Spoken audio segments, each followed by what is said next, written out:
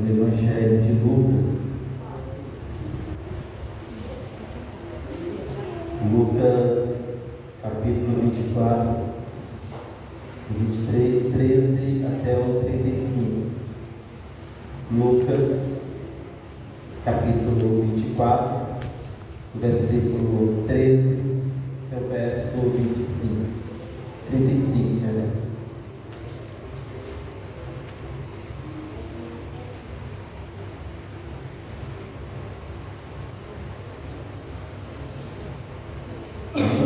Lucas, capítulo 24, do versículo 13 ao verso 35. Vamos fazer essa leitura da palavra do Senhor. Naquele mesmo dia, dois deles estavam indo para um povoado chamado Emaús, a 11 quilômetros de Jerusalém. No caminho conversavam a respeito de tudo o que havia acontecido. Enquanto conversavam e discutiam o propósito, o próprio Jesus se aproximou e começou a caminhar com eles. Mas os olhos deles foram impedidos de reconhecê-lo. Ele lhes perguntou: sobre o que vocês estão discutindo enquanto caminham? Eles pararam com o rosto entristecidos. Um deles, chamado Cleopas, perguntou-lhe: você é o único visitante em Jerusalém que não sabe das coisas que ali aconteceram nestes dias? Que coisas? Perguntou ele. O que aconteceu com Jesus de Nazaré? Responderam eles: ele era um profeta, poderoso em palavras e em obras diante de Deus e de todo o povo. Os chefes sacerdotes e as nossas autoridades o entregaram para ser condenado à morte e o crucificaram. E nós esperávamos que era ele que ia trazer a redenção a Israel. E hoje é o terceiro dia desde que tudo isso aconteceu. Algumas mulheres entre nós nos deram um susto hoje. Foram de manhã bem cedo no sepulcro e não acharam o corpo dele. Voltaram e nos contaram ter tido uma visão de anjos que disseram que ele está vivo. Alguns dos nossos companheiros foram ao sepulcro e encontraram tudo exatamente como as mulheres tinham tido, mas não viram. Ele lhes disse: como vocês custam a entender e como demoram a crer em tudo que os profetas falaram? Não deviam Cristo sofrer essas coisas para entrar na sua glória? E começando por Moisés, e todos os profetas, explicou-lhes o que constava a respeito dele em toda a Escritura. Ao se aproximar do povoado para o qual estavam indo, Jesus fez com quem ia mais adiante, mas eles insistiram muito com ele: fique conosco, pois a noite já vem, o dia já está quase findando. Então ele entrou para ficar com eles. Quando estava à mesa com eles, tomou o pão, deu graça, partiu e o deu a eles. Então os olhos deles foram abertos e o reconheceram, e ele desapareceu da vista deles. Perguntaram-se um ao outro: não estava queimando o nosso coração enquanto ele nos falava no caminho e nos expunha as Escrituras? Levantaram-se e voltaram imediatamente para Jerusalém.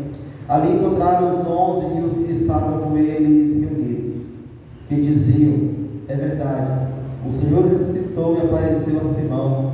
Então os dois contaram o que tinha acontecido no caminho, como Jesus fora reconhecido por eles quando partia o pão. Vamos orar, falar com o Senhor mais uma vez. Deus bendito, Pai glorioso, nós estamos aqui diante da tua presença. Diante do teu santo altar está as nossas vidas, ao Senhor dos Exércitos. Pai amado, eu quero te suplicar em nome de Jesus, teu Filho, aquele que tu amas, aquele que, ó Deus, está na plenitude de todo o teu poder. Eu te suplico, Pai Santo, em nome de Jesus, tem misericórdia de nossas vidas. Somos pecadores, ó Deus, fracos e falhos, e necessitamos de Ti. Carecemos de tua presença, carecemos de tua bondade, misericórdia sobre nós. Pai Santo, em nome de Jesus, teu Filho amado, e fala conosco nesta noite. Fala com o teu povo, com a tua igreja, toque nossos corações. Abra os nossos olhos, abra os nossos ouvidos. Dá-nos entendimento da palavra, Senhor. Ó Senhor dos Exércitos, usa-me conforme o propósito santo e fala com o teu povo de forma que venhamos compreender teus propósitos para as nossas vidas. Essa é a minha oração em nome de Jesus. Amém e amém. Antes de entrar no texto, antes que eu me esqueça de novo, eu quero a igreja para orar de novo. Esta madrugada de ontem para hoje faleceu o pastor, pastor do primeira igreja batista em Estreita, pastor José Pereira, 59 anos. A madrugada de ontem para hoje faleceu, família sanitária, a igreja estava madrugada. Sim, nós orávamos por ele. Enquanto dormia, Deus o convocou para a glória. Quando Deus o convoca, não tem como a pessoa recusá-lo. Momento de luto para a igreja está em período de festas, de aniversário, e o dirigente foi convocado para o exército, para o exército celestial. Assim, com a igreja orar para aquela família, para aquela igreja batista em Estreito. Estava hoje vendo um comentário, vendo a publicação lá do falecimento desse servo de Deus. Faz pouco tempo que ele está ali em Estreito e o Senhor levou. Tem uma irmã dele que é secretária da União Feminina Sumarense, que a família dele é de Imperatriz, as irmãs, os pais deles já idosos também.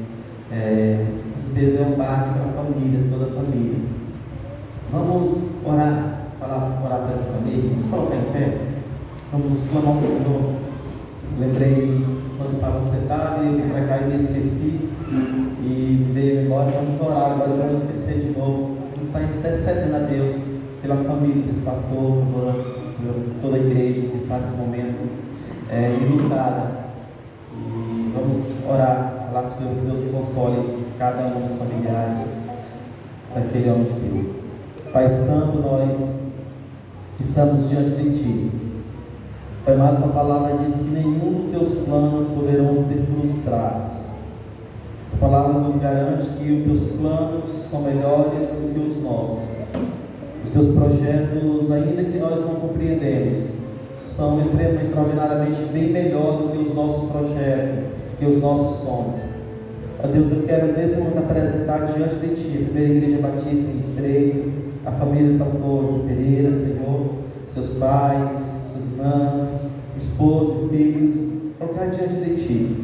Família que está sofrendo a perda de um ente querido. Sabemos, ó Deus, que Tu o convocou e o recolheu para as moradas eternas. Pai Santo, que Tu venha com Tua misericórdia, graça, Teu poder consolar toda a família, aquela igreja que estava em festa. E é um momento de regozijo, porque ó Deus foi morar contigo. Mas ainda assim fica a lacuna da separação dos corações daqueles que estão próximos, aqueles que o amam. Eu vou te suplicar que Teu Espírito Santo visite, ó Deus, com Tua misericórdia. Visite, Senhor, consolando, derramando do bálsamo da consolação sobre aquelas famílias, sobre aquelas vidas. Que eles possam, mesmo em meio ao luto, e mesmo em meio à dor, da perda, da separação, que eles possam olhar para Ti e encontrar em Ti refúgio, socorro e fortaleza em Ti. Pai amado, em nome de Jesus, que Teu Espírito Santo possa consolar aquelas almas que estão entristecidas, que Tu possa derramar Teu Espírito Santo, conduzindo e os consolando, Pai. Ó Deus Todo-Poderoso, sabemos que todos nós iremos passar por esse momento do luto e da dor, mas ainda assim sabemos que o nosso coração vai doer, porque é uma separação de um ente querido e familiar. Eu te peço, meu Deus, em nome de Jesus, que Tuas ricas consolações nos alcancem e os conduza nesse momento. Essa é a minha oração, ó Deus. Esse é meu clamor por aquela família. É em nome de Jesus, que vive e reina para todos sempre. Amém e amém. Os irmãos podem sentar.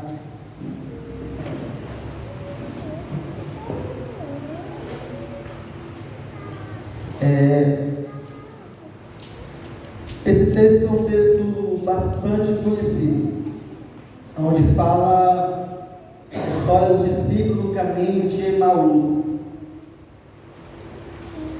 pensava em algo orar, pensava em algo a trazer essa noite à igreja, e já chegando um momento da nossa caminhada como pastor, que parece que vai se esgotando matéria de pregação.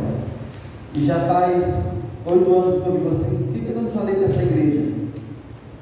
Aí a gente volta para a palavra de Deus, e lembra que para o Senhor fala que a sua palavra se renova, cada momento vai se renovando, e sempre o Senhor tem algo novo a nos falar. Eu comecei a folhear a Bíblia, de cá para lá, de lá para cá, a folheando as Escrituras, e os olhos parados sobre esse texto, eu comecei a ler, e o Senhor começou a falar no meu coração de uma forma tão profunda nesse texto. Caminho de Emaús. Aí tem uma frase, aí no versículo 32: não estava queimando o nosso coração enquanto Ele nos falava no caminho, enquanto nos expunha a Escritura, e não queimava o nosso coração? Parece um questionamento aqueles discípulos, e não queimava os nossos corações. Quando Ele começa, os discípulos, a caminhada, e quando Jesus o depara com eles, parece como se não conhecesse, não soubesse de nada, e começa assim a conversar com aqueles discípulos, e eles viram para eles e diz que eles estão entristecidos. Versículo 17: eles pararam com os rostos entristecidos. Nós vivemos em um mundo onde impera uma extrema indiferença e profunda frieza espiritual. Isso tem imperado no meio cristão, no meio do nosso país, no mundo afora. A indiferença e a frieza espiritual, a indiferença àquilo que é sagrado, aquilo que deveria ser mais importante para nós. Algumas situações parecem justificáveis, outras assim, mas como eu estou egoísta. Esses discípulos estiveram com Cristo, ouviram da palavra de Deus, foram ministrados pelo Senhor, foram ensinados pelo Senhor. Agora parece que nada mais fazia sentido em suas vidas. Parece que nada mais tinha sentido para eles prosseguir, então eles decidem tomar um rumo diferente daquilo que Cristo tinha ensinado para eles. No versículo 17, no finalzinho deles, que eles pararam com os rostos entristecidos. Mas por que eles estavam entristecidos? O que o levou a essa tristeza? Eles olharam para Cristo e assim, tu não sabe, tu é o único viajante que está por aqui, que não sabe o que aconteceu. Eles estavam tristes e eles prosseguiam o caminho. No versículo 21, e se nós esperávamos que Ele era quem ia trazer a redenção a Israel, e hoje é o terceiro dia desde que tudo isso aconteceu, a esperança daqueles homens tinha sido frustrada, os seus sonhos tinham sido frustrados, os seus projetos estavam frustrados. Eles eram discípulos de Cristo, mas a sua esperança era da restauração de Israel Estado. O seu sonho, o seu desejo era que Israel fosse restaurado. Eles estavam debaixo do domínio de Roma. Então eles estavam entristecidos. Já fazia 3 dias que Cristo tinha morrido, então eles estavam indo embora. Como se olhasse todos os lados e não visse mais esperança para os seus dilemas naquele momento. Cabisbaixo, com tristeza, talvez com amargura de alma e de espírito, eles caminhavam em direção a Emaús. Quantos de nós muitas vezes não temos caminhado como esses discípulos, de cabeças baixas, olhando nossos sonhos e visto que eles foram lançados fora, visto que aquilo que nós tínhamos projetado não tem mais jeito, abaixamos a cabeça e seguimos um caminho triste, decepcionados, com nossos olhos tampados a ponto de não conseguir ver a grandeza da glória de Deus, com os nossos olhos estão tão vedados que nós estamos incapazes de ver aquilo que Deus é e a sua luz resplandecendo diante de nós. Jesus Cristo faz uma pergunta para aquele discípulo no verso 17: sobre o que vocês estão discutindo enquanto caminham? Sobre o que vocês estão discutindo enquanto caminham? Nós estamos em uma caminhada, todos nós. Os Salmos faz questão de dizer que somos peregrinos. Os Salmos, o apóstolo Paulo também, somos peregrinos, somos forasteiros, estamos numa caminhada. Em pontos diferentes nessa caminhada, mas no mesmo caminho. Em uma direção, em um rumo, buscando chegar em determinado local. Alguns de vocês nessa caminhada estão conversando, e vão conversando sobre alguns assuntos que diz respeito simplesmente a este mundo, aos sonhos frustrados, aos planos não alcançados, às dores sofridas, às mágoas amontoadas ou que estão sendo ajuntadas pela vida aí, pelas feridas que têm recebido no seu corpo durante a sua caminhada. Às vezes pelos tantos feridos que têm parado de enxergar com clareza a glória de Deus, pararam de ver com clareza a brilhante estrela da manhã, o sol da justiça, aquele que sua luz excede muito a luz do sol, aquele que é o dono da vida, mas estão ainda assim no caminho, ainda assim estão no caminho. Cleópatra pergunta a Jesus: você é o único visitante de Jerusalém que não sabe das coisas que ali aconteceram nestes dias? O que tinha acontecido em Jerusalém? Uma grande festa, a Páscoa. O que mais nesse Jerusalém? Cristo tinha sido morto, ou para outros, um impostor.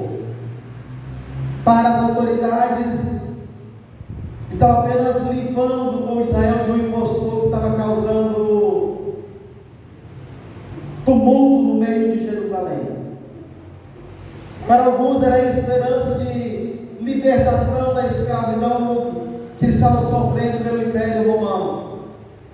Para outros era o Messias, o Filho de Deus, prometido, o ungido do Senhor.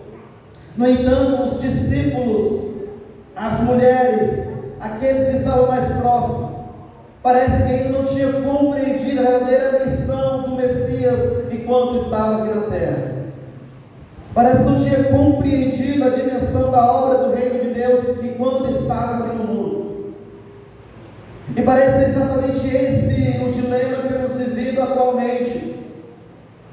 Nós temos visto uma igreja que parece que ainda não compreendeu a missão do Filho de Deus.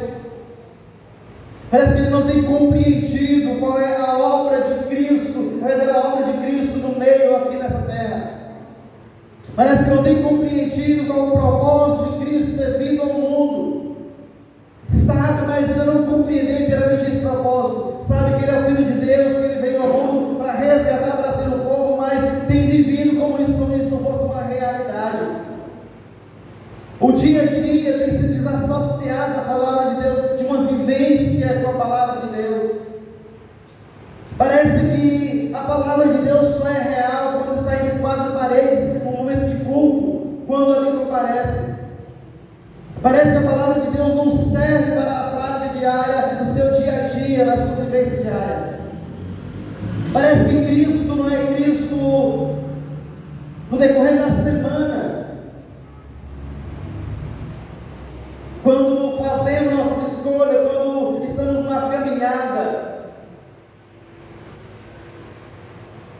Meus queridos, vamos compreender a dimensão das grandezas de Deus no nosso dia a dia. O que isso representa para nós na vida diária, em nossas escolhas, naquilo quando optamos a servir ou não a Deus, a honrar ou não o Senhor, a buscar ou não o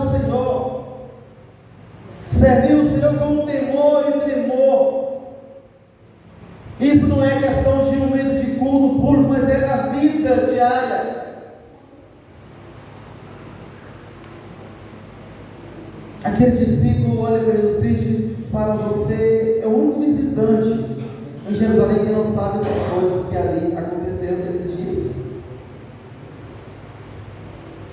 Na verdade, Cristo sabia muito bem.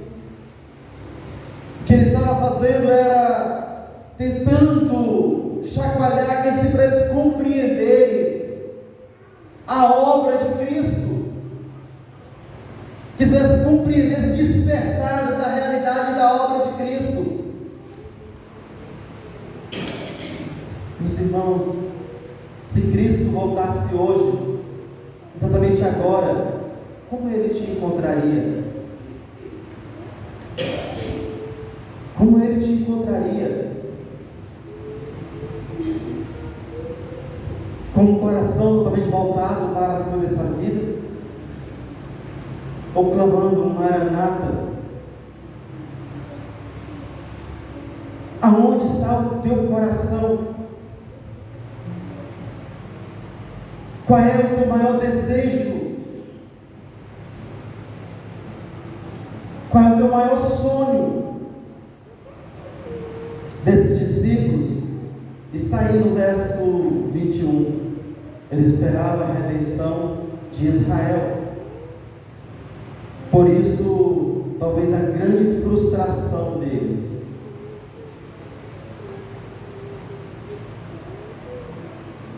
Jesus Cristo ainda pergunta: que coisas? E eles respondem: o que aconteceu com Jesus de Nazaré? Ele era um profeta poderoso em palavras, em obras, diante de Deus e de todo o povo. Olha só o que eles sabiam sobre Cristo. Um profeta poderoso em palavras, em obras diante de Deus e de todo o povo. Eles não disseram: é o Messias, meu Salvador. Eles eram um profeta poderoso em obras e em palavras diante de Deus e de todo o povo. Não é isso que Cristo apresenta para você? Apenas um profeta poderoso em palavras? Ou ele representa algo mais para você?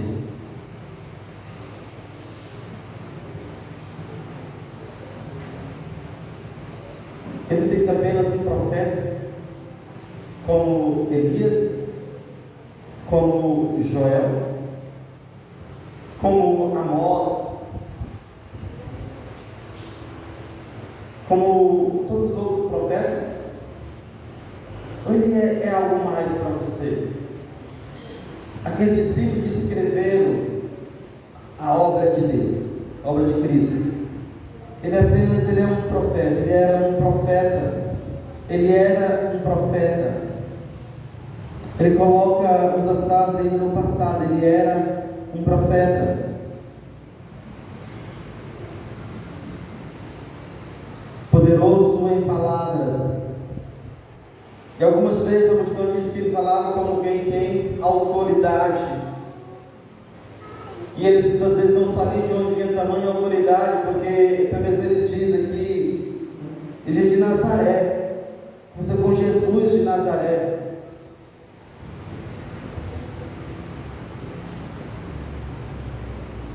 Aí eles falam no versículo 20: os chefes, sacerdotes, as nossas autoridades o entregaram para ser condenado à morte ou crucificado.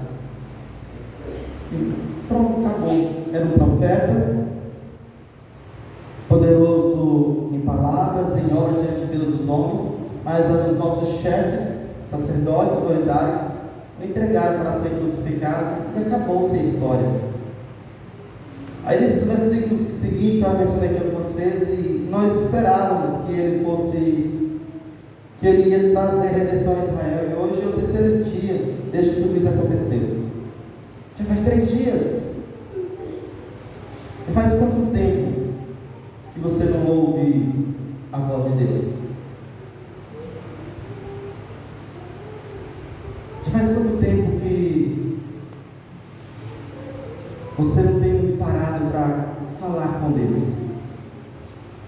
Eu não estou falando daquela oração do mendigo, não. Vocês sabem que eu sou contra aquela oração do mendigo, né?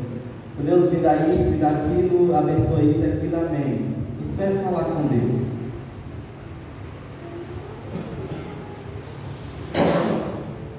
Será que será necessário Deus te enfermar para que você possa saber que Ele é Senhor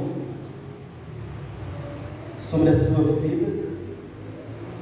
Será que será necessário Ele tirar o seu Deus para que você entenda que Ele é Senhor? Sim, aquele que tomar o seu tempo, o seu dia, tomar o seu pensamento, que tem tomado a sua vida.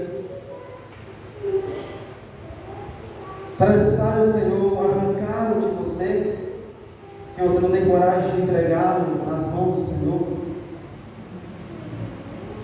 Será necessário que Deus estenda a sua mão e o toque, como Ele tocou na vida de tantos outros do passado? Como Davi, que pensou ter feito um grande negócio quando deitou com a mulher de Urias, tomou para si, mandou matar o esposo, e depois ofereceu sacrifício e culto a Deus tranquilamente. E Deus falou: a criança não viverá. Quando a criança nasceu, Davi se pôs prostrado, jejum, clamou diante de Deus, suplicando para que Deus o mantesse o fruto do seu adultério vivo.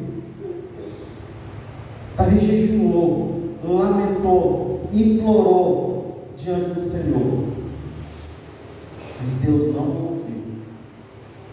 Deus o tirou dele. Mas Deus sentenciou algo mais para ele: a espada não vai apartar a tua família por causa da tua transgressão. Se você olhar para o seu dia a dia, para o seu derredor, você não acha que talvez ninguém tem paz no mundo, não? Você não acha que tem paz demais no mundo, não? Seria necessário que o Senhor intervisse para que fosse despertado, perdeu o sono.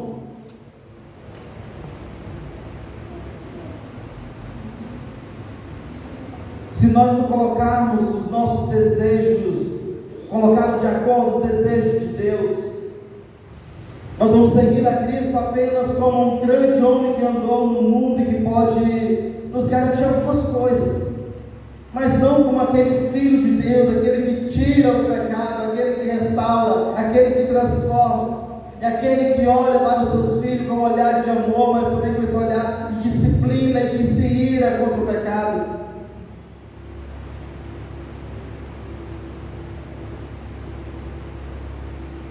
Os discípulos que estavam a caminho, eles relatam: as mulheres foram lá ao túmulo, mas não encontraram o corpo e tiveram uma visão de anjos que diziam que ele ressuscitou, mas não acreditamos nisso não. Basicamente isso que eles falaram, por isso nós seguimos o nosso caminho. Quantas vezes você tem ouvido falar sobre as suas prioridades? Quantas vezes tem ouvido falar que Deus chamando a atenção, busque em primeiro lugar o reino de Deus e a sua justiça? Consagre-se ao Senhor, o dia do Senhor, Ele é do Senhor, não dá outra coisa, é o dia do Senhor, Ele separou para si, Ele me deu 6 dias, e o 7º dia é do Senhor. Quando vocês vão parar de negligenciar o dia do Senhor, de roubar o Senhor aquela pequena parte que Ele lhe tira? Quando vão parar de dar ao mundo, aos seus prazeres, à sua família, aquilo que pertence a Deus? Até quando? Até quando tratar com pouca importância, pouco valor, aquilo que pertence a Deus? Será necessário o Senhor tocar no teu coração, arrancar o teu Deus? O Senhor não trata por inocente aquele que despreza a palavra e as leis do Senhor. Há quantos anos eu estou aqui falando com os irmãos: consagre ao Senhor aquilo que é do Senhor? Há quanto tempo Deus tem falado com você? Viva com o Senhor, busque pelo lugar da glória de Deus, busque pelo lugar do reino de Deus, viva para Deus. Abandone o mundo, pare de negociar com o mundo, pare de tentar abraçar as coisas do mundo e se afastar de Deus.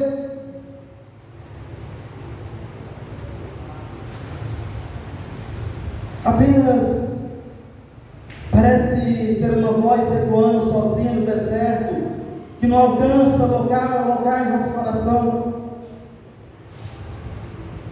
não consegue negociar aquilo que lhe dá prazer momentâneo, mas negocia facilmente aquilo que é de Deus. Não consegue abrir mão do lazer, mas consegue abrir mão daquilo que pertence a Deus, para viver para si mesmo. Esses discípulos, eles estavam mulher vindo mesmo. Elas tinham uma visão de anjos, mas só isso. Alguns discípulos foram lá também, viram tudo como as mulheres relataram que estavam, e só isso.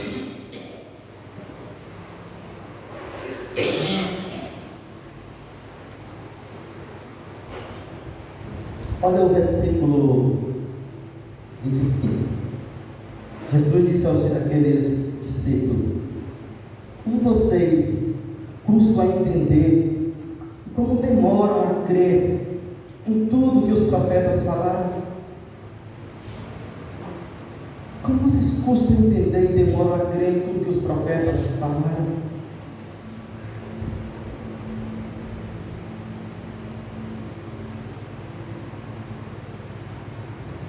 Quantos de vocês não já leram a palavra de Deus, ouviram pregações, anos ouviram a palavra de Deus, mas na hora de viver tem simplesmente deixado de lado? Jesus Cristo fala para aqueles homens que provavelmente eram judeus, os discípulos de Cristo eram todos judeus, que conheciam as leis, que conheciam os profetas. Jesus Cristo fala: vocês custam a entender, vocês demoram a crer, vocês custam a entender e demoram a crer.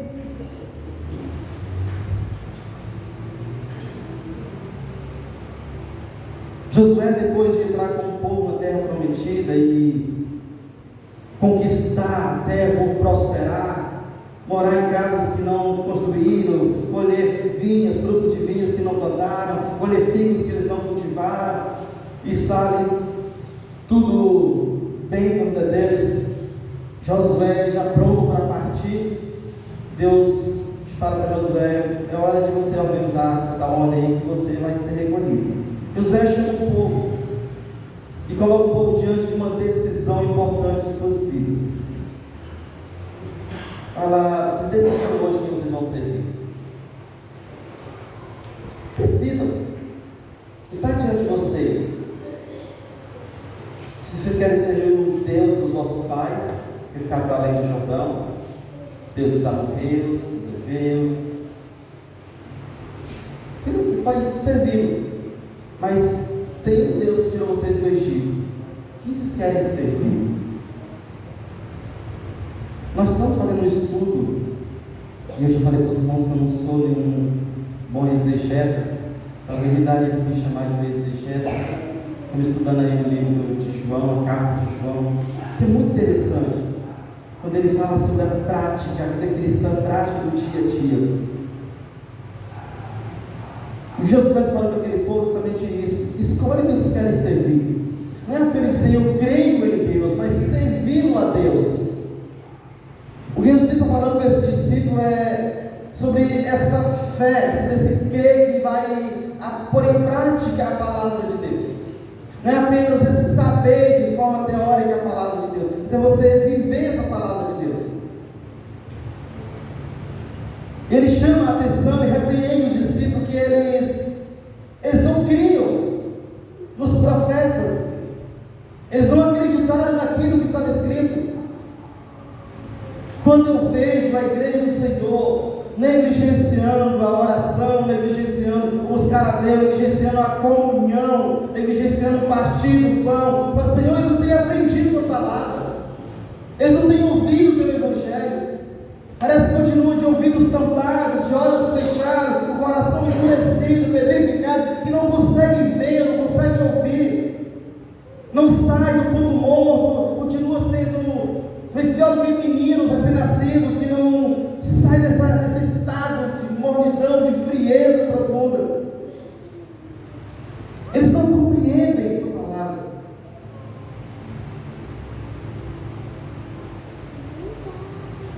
16 não devia o Cristo sofrer essas coisas para entrar na sua glória?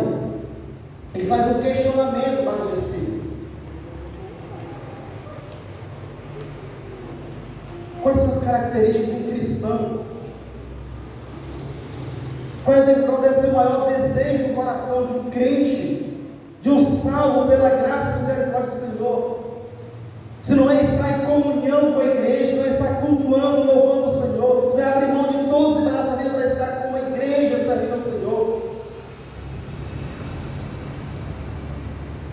Se não for um desejo, às vezes pelo menos uma obediência ao que o Senhor manda.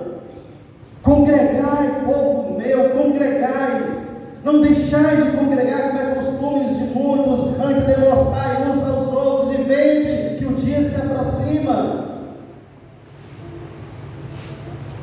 O Senhor fala sobre a sua obra. Em 6 dias, queridos, no 7º dia descansou e o santificou. Este é meu dia. Não profanem o dia do Senhor. Vamos deixar algo muito interessante que precisamos entender. Como povo batista, é que o dia do Senhor, ele não perdeu o valor. Não, ele é um mandamento. Ele tem o mesmo valor, o mesmo peso como o mandamento: não adulterarás, não roubarás. O mesmo valor, o mesmo peso. Está lá, entre os 10 mandamentos, ele está lá junto.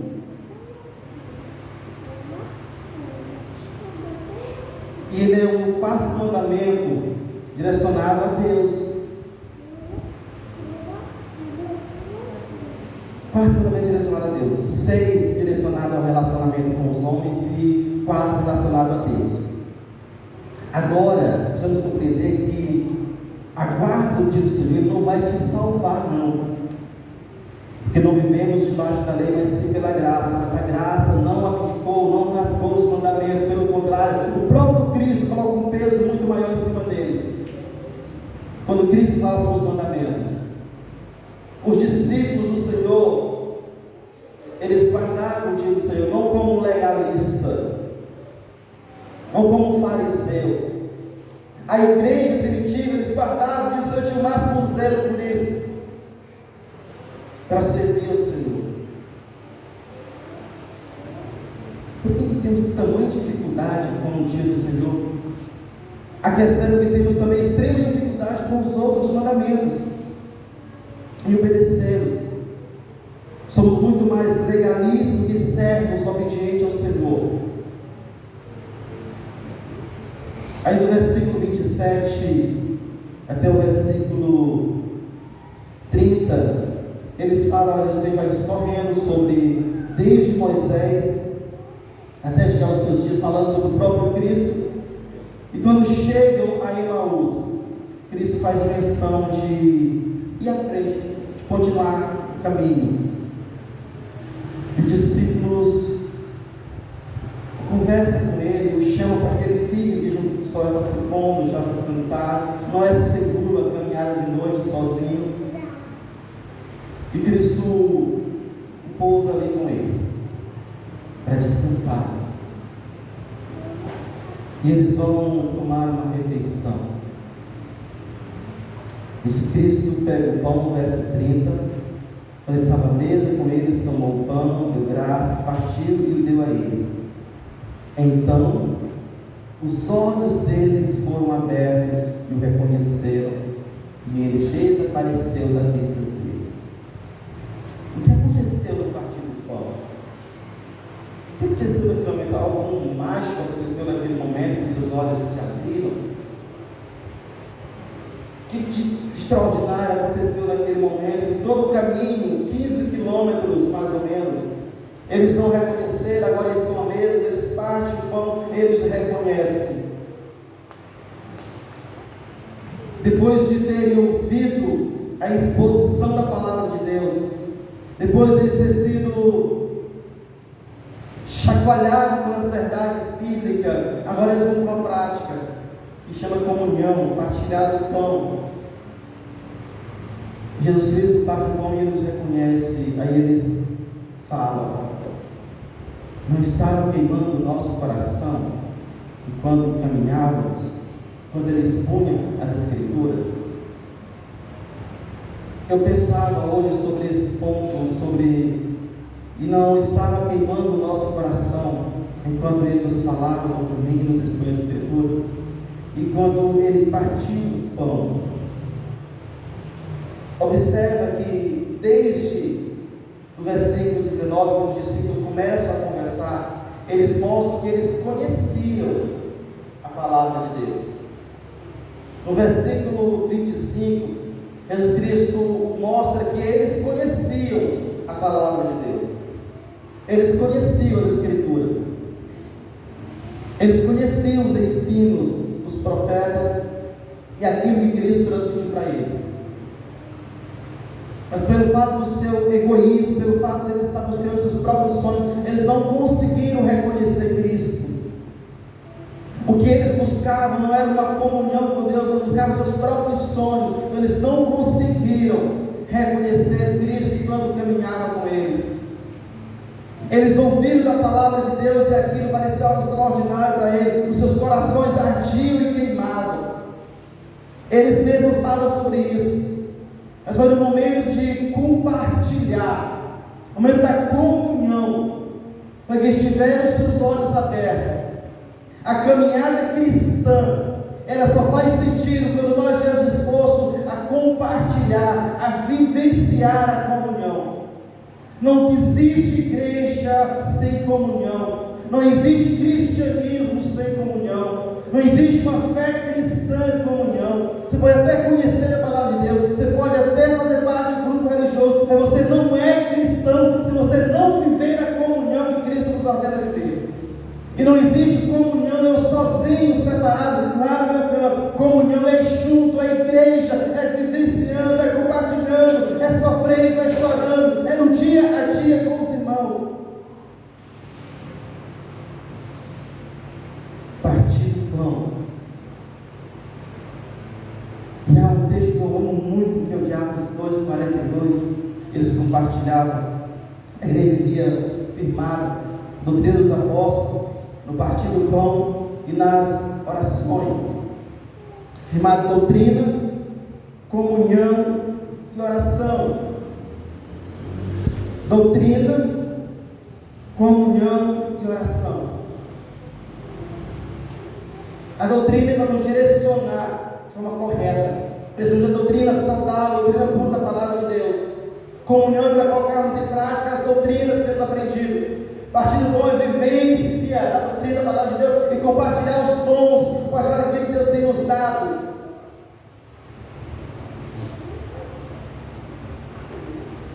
Os discípulos ficaram esse boquiaberto assim, nosso coração queimava, nosso coração ardia.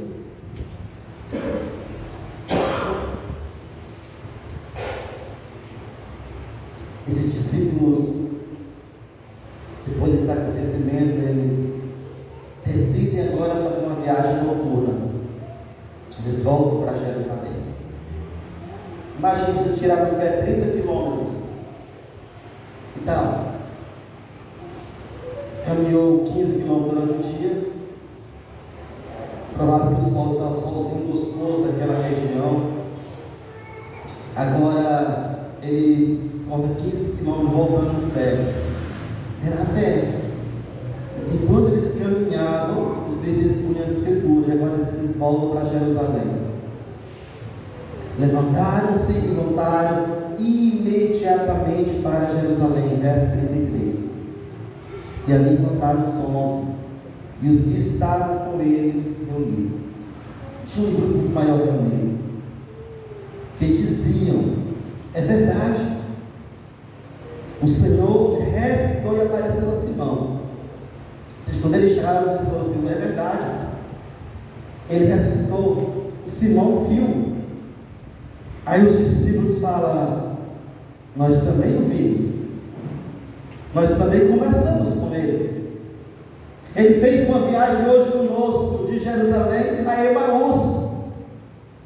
Ele nos ensinou a seguir pelo caminho, mas nós não o conhecemos. Só conhecemos quando ele partiu o pão e ele desapareceu. E nós retornamos para cá. Meus queridos irmãos, o Senhor nos chama à comunhão, à fé bíblica. Uma fé que não é uma fé bíblica, ela é qualquer outra coisa, menos a que Cristo requer para nós. Precisamos de uma fé bíblica, baseada na palavra de Deus, com fundamentos da palavra de Deus. Precisamos voltar às Escrituras, praticar, vivenciar no nosso dia a dia. Precisamos deixar de ser criança e parar um pouco de fazer uma análise das nossas vidas, nossas maneiras de viver. Se estamos vivendo como servos de Deus, como discípulos do Senhor, como homens e mulheres chamados, segundo a graça de Deus, para viver um novo tempo, para viver uma nova vida, viver uma nova maneira de viver o Evangelho de Cristo. E isso existe um preço a ser pago. Não existe nenhum discípulo genuíno sem pagar o preço. Cristo fala isso: aquele que não tomar a sua cruz e vir após mim não pode ser meu discípulo. O discipulado existe um preço a ser pago. Se você não está disposto a pagar o preço do discipulado, está se enganando a si mesmo. O servo do Senhor tem que abrir mão do mundo, deixar o mundo, lutar com essa marca do mundo para viver para a glória de Deus. Ter coragem de dizer não para um amigo, para um familiar, para um parente, naquele que é contrário à palavra de Deus, naquele que é contrário aos ensinos do Senhor. Viver para a palavra de Deus, viver o Evangelho.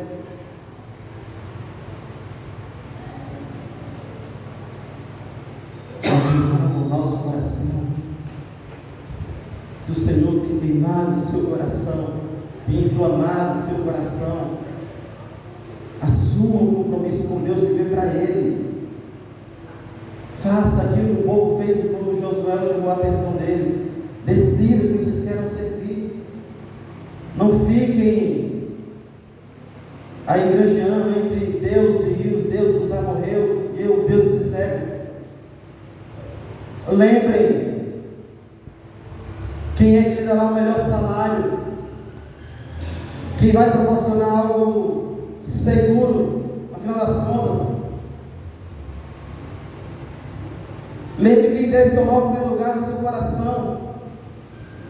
Quem deve ser Senhor sobre o seu tempo, sobre o seu dia, sobre os seus recursos, sobre a sua vida. Aonde está o teu tesouro, ali também está o teu coração. Aonde está o teu coração, você vai gastar o seu tempo, gastar os seus talentos, gastar o seu recurso, gastar a sua vida. Você vai se esforçar, vai se dedicar. Se é Cristo o Senhor, sirvam. Seja fiel a Ele, dedique a Ele os seus dias. Não dê desculpas, ou se lance para o Senhor: Senhor, eu sou fraco nisso, me ajuda. Deus é poderoso de fazer coisas grandiosas nas nossas vidas e confiarmos neles, nos lançarmos aos seus pés. Mas lance seus pés do Senhor. Aquilo que o mundo proporciona, oferece, é passageiro, é transitório, é temporal. Só em Deus podemos ter paz plena, alegria plena, só em Cristo. As coisas que Deus nos dá para nos levar para próximo de Deus e para que nós possamos a Ele manifestar a glória de Deus, não para sermos escravos.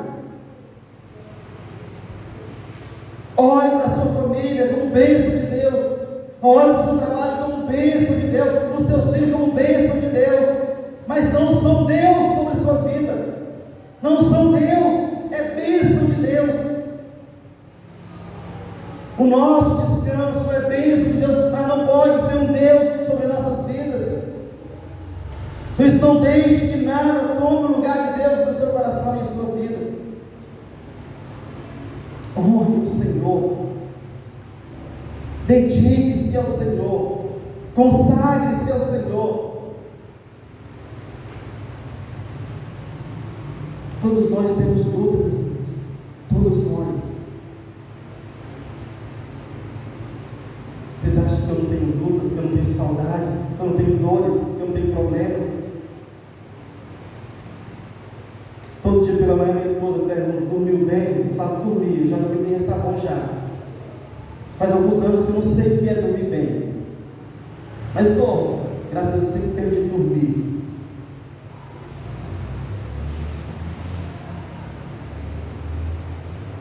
Sabe, um dos dias eu amanheço com uma saudade que não tem tamanho.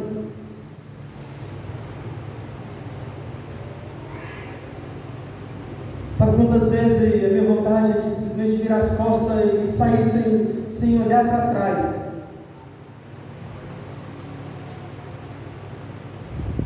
Para pegar uma vara de anzol, uma de uma surda de pescar e assim, vamos para cada um se vir. Apesar que eu não gosto de pescar,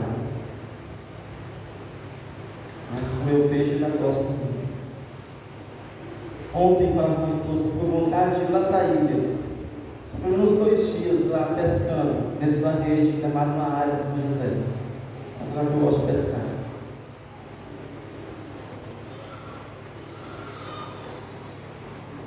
Mas nada disso deve ocupar o lugar do meu coração que me pertence a Deus.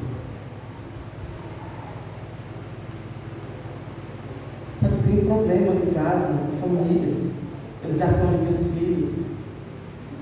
Como vocês enfrentam problemas financeiros, problemas de saúde, relacionamento, enfermidades, preocupações, ansiedades. Mas nada disso tem que me afastar de Deus. Pelo contrário, tudo isso deve ser uma causa para eu orar, uma causa para me levar aos pés do Senhor.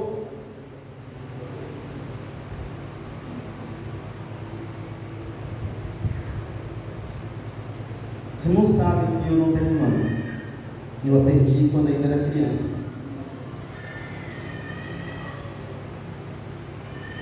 Quantas vezes eu amanheço com uma saudade de sangue no coração, de alguém que eu perdi dos 7 para 8 anos de idade?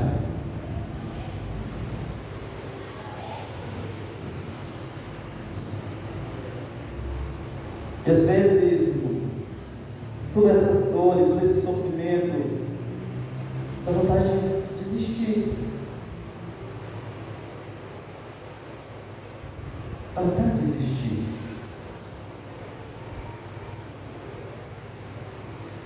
Aí vem para aqui na quarta-feira para cultuar o Senhor com os irmãos e abre a igreja.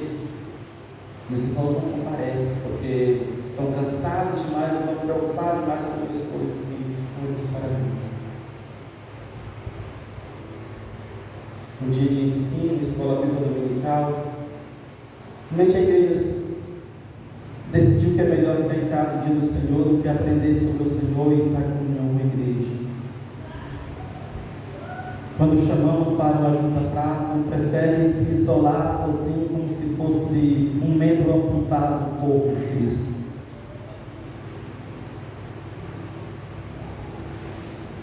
Quando a gente chama para meio de busca pelo Senhor como igreja, a gente vê que parece que a igreja prefere tantas outras coisas menos ser igreja, que está junta em oração, em clamor, em súplica, em ações de graça, em adoração ao Senhor, porque tantas outras coisas foram muito mais importantes. Sim, só pode ser mais importante para me fazer não participar.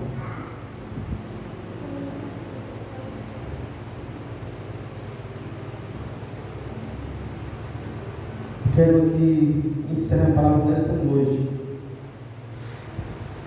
com esta frase desse discípulo.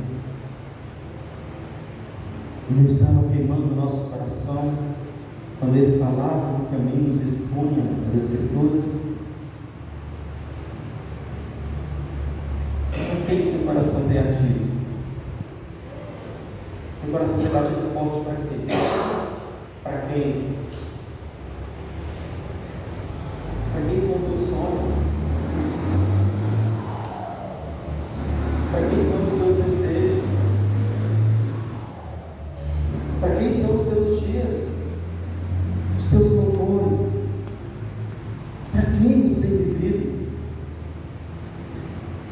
Quem que toma a maior parte do teu tempo, do teu pensamento, do teu coração?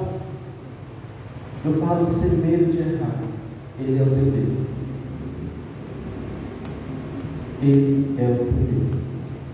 Aquilo que tem ocupado teu coração, Ele é o teu Deus. Vamos colocar em pé, vamos orar ao Senhor.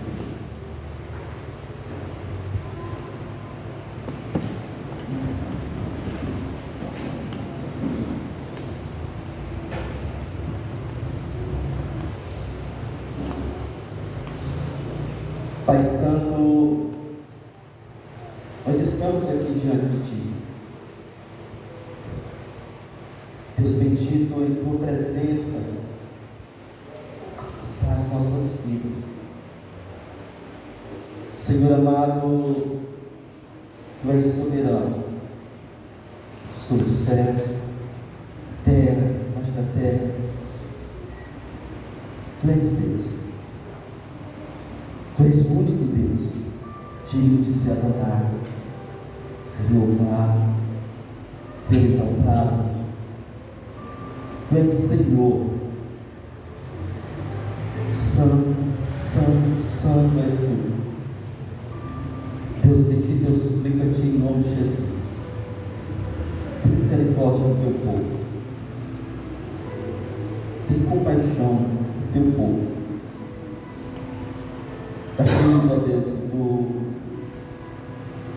nos escolheu antes da fundação dos tempos. Daqueles, ó Deus, que Tu nos selou com Teu Espírito Santo. Daqueles que Tu chamou, ó Deus, por meio de Tua graça irresistível. Ó Deus, tem misericórdia deste povo. Deste povo que se chama pelo Teu nome. Pai, eu vou clamar por eles, ó Deus. Que Teu Espírito Santo os mova, ó Senhor amado, a viver para Ti, a deleitar-se em Ti. Ó Deus, que Teu Espírito Santo possa os conduzir à santidade, à reverência, ao temor. Pai, eu suplico em nome de Jesus, Teu Filho amado, que o Teu Santo Espírito, Deus, possa nos atrair de tal forma que não venhamos resistir à Tua presença extraordinária. Que não simplesmente o nosso coração venha queimar, mas que o nosso venha queimar para ponto nossos olhos ser abertos para enxergar e nos deleitar no Rei dos Reis, no Senhor dos Senhores, aquele que tem poder e autoridade em Suas mãos. Oh Deus, atrai nossos corações a Ti. Atrai nossos corações a Ti, tal ponto não venhamos resistir à Tua presença. Que o Teu povo, que a Tua igreja possa desfrutar da comunhão, está disposto a viver como Teu povo, como Tua igreja. Oh Deus amado, eu clamo a Ti, meu Senhor, em nome de Jesus, Teu Filho bendito, em nome de Jesus, Teu Filho amado, que Tu, ó Espírito Santo de Deus, possa conduzir-nos à santidade, conduzir-nos, ó Deus, ao temor e o tremor diante de Ti. Pai, que a Tua presença seja o nosso maior desejo, que a Tua glória seja o nosso maior deleite, que Te adorar seja a nossa maior alegria, Senhor. Eu te peço em nome de Jesus, continue conosco. Esta é a minha oração, este é o meu clamor, em nome de Jesus. Amém e amém. Vocês não podem sentar, estaremos celebrando